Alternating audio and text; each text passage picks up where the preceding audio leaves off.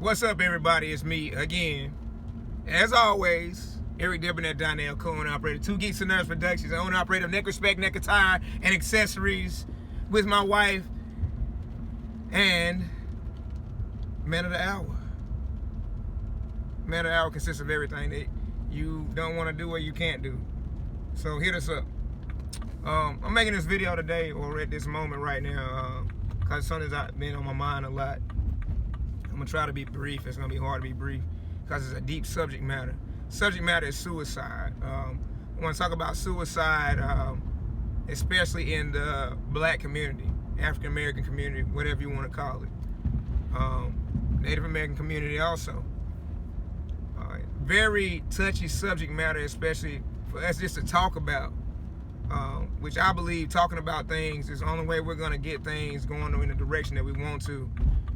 This is how people deal with it. This is why they go to psychiatrists, psychologists, or whatever to talk to people, because they feel that they don't want to talk to people that's around them, because normally people around us that know us tend to judge us, which causes a sense of non-understanding. I mean, 9 times out of 10, those people might understand you. It's just that they have those same fears that you did. I'm talking about it because I'm gonna just share something with y'all real quick. So at the age of about 7 years old, I remember, and I'll never forget this. My mind's like an elephant. There's a lot of shit I don't forget.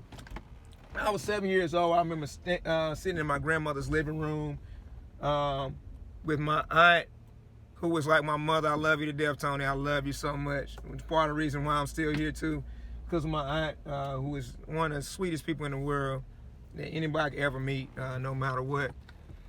I'm sitting there with my aunt and my cousin, or my brother Chris, who I also love dearly. And I remember saying that it was something that happened, and I was like, I'm going to kill myself. And this is at 7 years old, right? She beat the brakes off of me. I mean, she beat my ass, like, and was like, don't you ever say that again. So saying it or not talking about it from that day forward was just like, hey, I ain't trying to get ass whooping no more. I ain't gonna talk about it. Doesn't mean that it wasn't in my mind. So I'm 35 years old. I'll be 36 in June of next year, if God blesses me to see that age or whatnot. And this is something that I've dealt with my entire life, is suicidal thoughts. I never attempted suicide or tried it or whatever, because I love life. I love life. I love living. I was raised that God gives you life as a blessing, and that each of us have a way to touch people. So I always had this notion in my head that, if I do something to myself, one, we had this fear of going to hell or whatever, but two, more so the people that I would hurt, you know what I'm saying? I remember, Tupac saying, he was like talking about killing himself. He said, but then he could see the tears in his mama's eyes, so he didn't do it.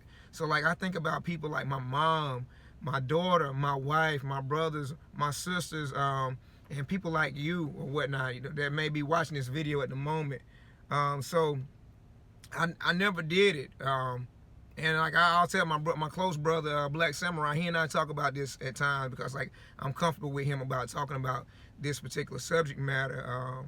More so than anybody else in my entire life, I have been. And like I say, that's he's part of my heart. That's my brother. So I'm talking about this because at this moment, because I just was listening to one of T-Pain's CDs, and one of the tracks called Suicide. I was like, fuck it, I gotta shoot this video right now.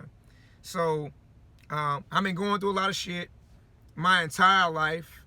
I always superseded, because of the Most High and whatnot, and it's not no cars and no deck or none of that shit, and nothing falls my way. It's just some people that shit just falls their way all the time, and shit just goes right. No matter what bad shit they do, shit just goes right for them. I'm not one of those people. Shit don't go right for me all the time. It seems like it's always some shit working against me, but I don't let that get me all the way down. So I'm saying it to say that though I don't talk about the subject matter, or I haven't talked about it, doesn't mean it's not here in my mind. So almost every fucking day, almost every day, no matter how great of a day I'm having or good of a day I'm having, at some point in time, there's these notions, these demons, or whatever you want to call it, the chemical imbalance, whatever you want to call the shit, of suicide in my mind, contemplation of it. Honestly, right now, if I didn't have my wife and my daughter, I probably wouldn't have did this shit right now. Because literally, like, the way I look at it is like, that's my main reason for living. I would see it as I don't know, like a dishonesty, a distruth, a disadvantage for me to do something to myself to take it away from my daughter, from me being in my daughter's life. I don't want to fuck her up like that.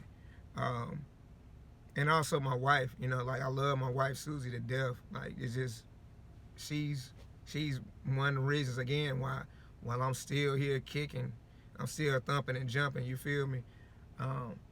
But again, that shit don't leave me. Like, it's not the fact that we going through shit and, you know, finances aren't the way we want to be. Job situation isn't the way we want to be. Because I don't even want to fucking work for nobody no more. I don't.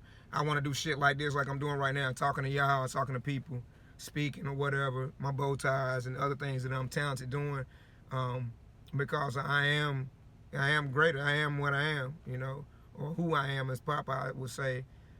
So I encourage people that if you're dealing with things like that, talk to somebody, find somebody to talk to.